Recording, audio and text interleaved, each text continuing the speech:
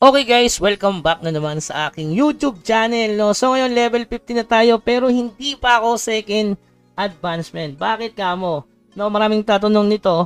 Kuya Bugs, bakit hindi ka pa nagsa-second advancement? Unang-una kasi guys, napakamahal nung silver advancement. Nasa 10,000 diamond to kapag ibibili ko. Kasi kailangan ko pa ng 50 pieces nito eh. Kung higher seal, okay na yung sa higher seal kasi binili ko siya sa guild coins. Okay, ang problema is yung seal of advancement. Baka maraming tatanong kasi ginastos mo ng ginastos sa ganyan, nag-crop ka ng ganito. Kasi para sa akin guys, yung diamond maganda, gamitin mo na agad sa progress katulad ng collection. Kaya nga tayo nakarating dito sa 36-3 now. May another papyrus na naman. Makakapag-crop na naman tayo ng another rare item. Kasi ipunin yung seal of advancement kasi may inaasahan akong future updates which is ilalabas yung seal of advancement. Instant, makakapag second job ka na. Kasi kung mapapansin nyo guys, nag-times 2 sila ng XP sa Sancona Ruins. Pangalawa, ninerf yung mga level 41 pataas na master sa field.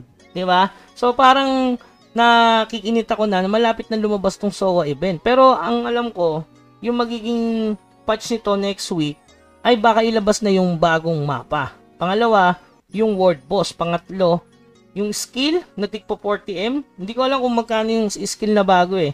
Tapos yung pang-apat ay yung guys, yung costume. Baka ilabas yan ngayong Martes, darating na Martes. Pero yung SOA event, malay nyo, biglang inilabas kasi based dun sa Korea, guys. Ito, information.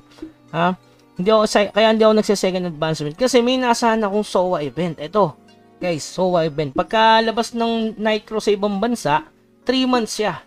Okay, ayan, nilabas siya 3 months. Ano pala tandaan natin dyan kapag nilabas nila yung higher seal of advancement sa Battle Merchant, no? Battleground Merchant. So, ang presyo niya is 150.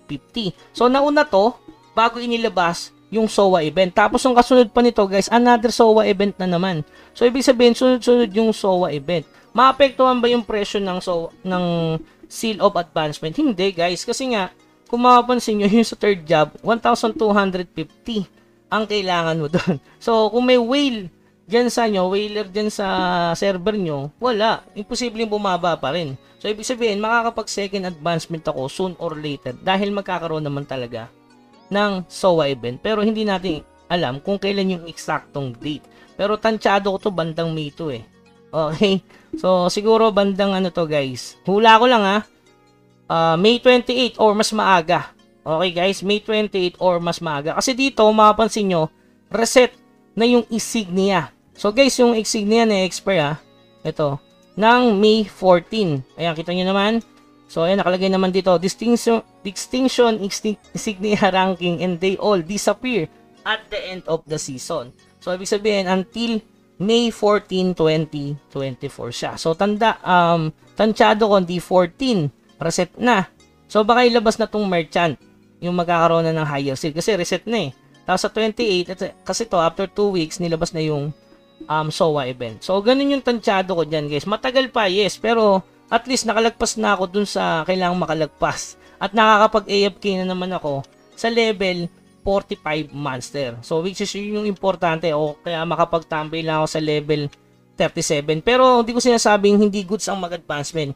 Nasa sa inyo yan guys. Pwede kayong mag-advance kasi nga dagdag stats yan at saka mapapalevel nyo yung WP. Sa akin wala namang problema dito eh. Kasi hindi man ako nagpapatay ng PC. So ibig sabihin, mapafarm ko pa rin yan. Kasi nga 24 hours naka-online. Okay?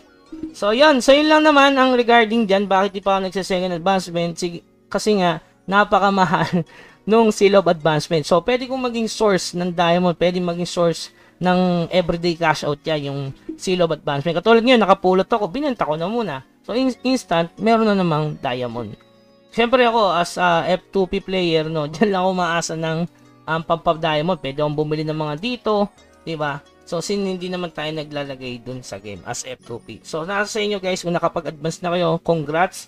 Sa mga mura yung seal of advancement, congrats. Alam ko sa 104, napakamahal yung advancement. Nasa 300 ata sa kanila. Okay, so yun lamang guys. Yun lang yung dagdag information regarding sa future updates. Pero hindi tayo sure na ilalabas yan guys So sa akin, kaya kong hintayin yan since AFK mode na naman ako. So palakas na lang tayo ng equipment. Pangalawa, itong collection. So yan, 126 na tayo sa collection. So dito ako nagpo-focus kasi 10,000 diamond, alam mo naman darating yung Seal of Advancement. Sayang naman kung sa sa collection mo nilagay, di ba? Okay? So yun lamang guys, huwag kalimutang mag-like naman sa ating video for today kung nakatulong to para din mag-abang-abang kayo ng SOA event. Hanggang sa muli, paalam!